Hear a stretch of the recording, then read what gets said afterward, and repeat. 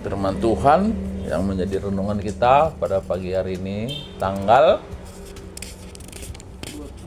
21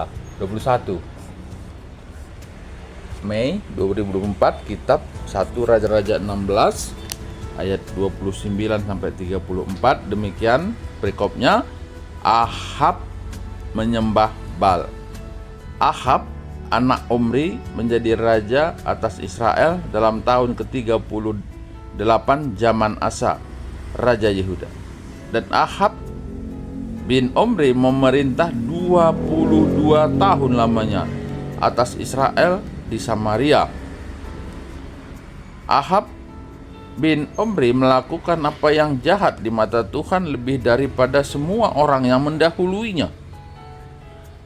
Seakan-akan belum cukup ia hidup dalam dosa-dosa Yerobeam bin Nebat, maka ia mengambil pula Isabel, anak Etbal, raja orang Sidon, menjadi istrinya, sehingga ia pergi beribadah kepada Baal dan sujud menyembah kepadanya. Kemudian ia membuat mezbah untuk Baal itu di kuil Baal yang didirikannya di Samaria.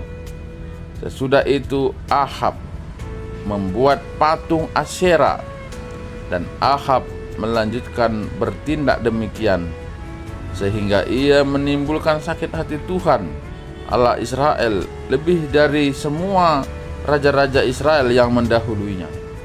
Pada zamannya itu Hiel orang Betel membangun kembali Yeriko dengan membayarkan nyawa Abiram anaknya yang sulung.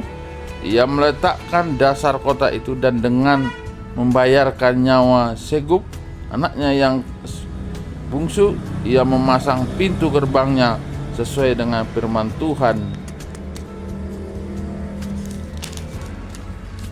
yang diucapkannya dengan perantaraan Yosua bin Nun.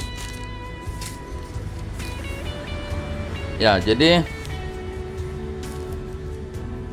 Ahab dengan beristrikan Isabel. Nah, ini nanti cerita selanjutnya juga ada itu, kisah soal kebun anggur. Ahab anak dari Omri, dan dalam perikop ini juga kembali kalau Omri ayahnya juga melakukan kejahatan lebih daripada raja sebelumnya. Nah, Ahab ini lebih jahat lagi. Oleh karena Alkitab mencatat bahwa Ahab ini juga melakukan kejahatan lebih dari yang sebelumnya. Jadi bisa kita lihat bagaimana raja-raja Israel ini makin lama makin jahat di mata Tuhan. Ya, makin lama makin jahat. Nah, sekarang pertanyaannya, apakah kita yang hidup sekarang ini lebih baik atau lebih parah lagi? Tentu kita kembalikan ke Alkitab. Dan itu juga menjadi perenungan bagi kita. Apakah kita jauh lebih baik dari mereka, atau kita ini adalah yang lebih parah lagi? Nah, kemudian dalam perikop ini kita melihat bagaimana gitu ya, orang si Ahab ini yang mengambil orang Sidon,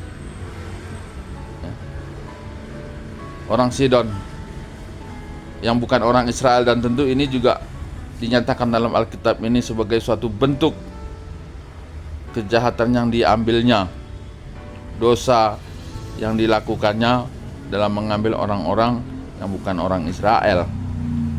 Nah, ini juga menambah amarah Tuhan atau sakit hati Tuhan dari apa yang dilakukan oleh Raja Ahab.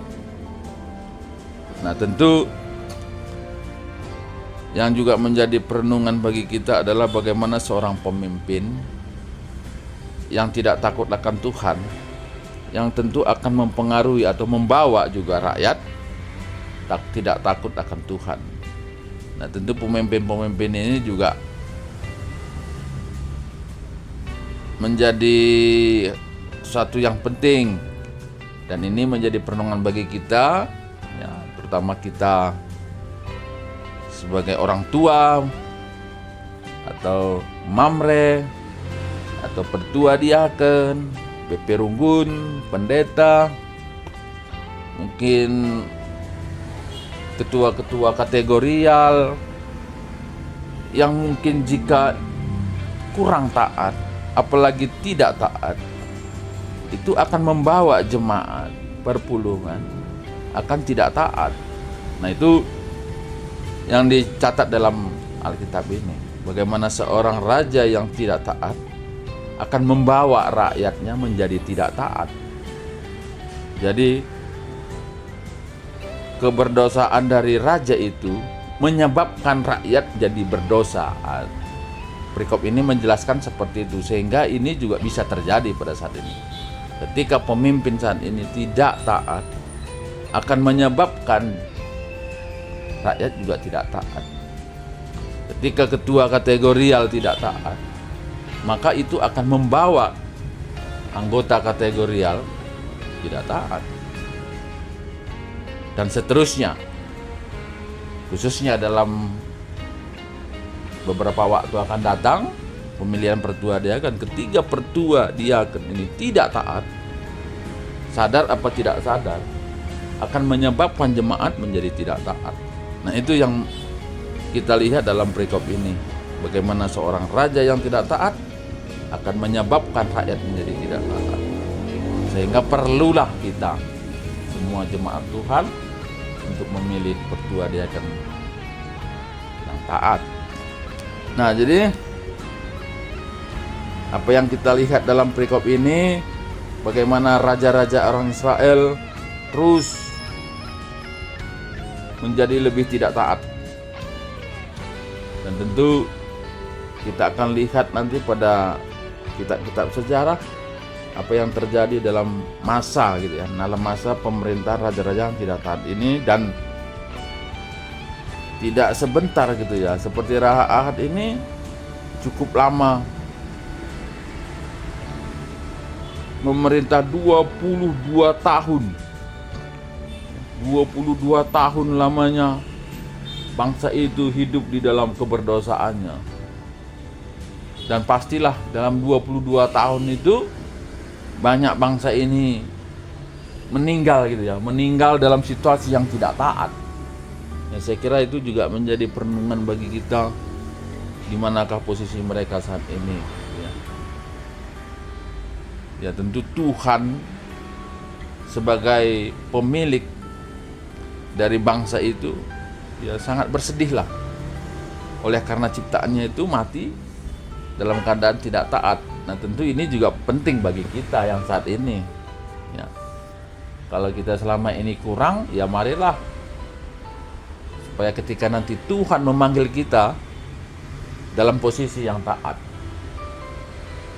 oleh karena ada janji berkat. Tuhan kalau simagikan kata dibata dengan simakaikan sa ibas geluh tatap wari. Haleluya. Amin.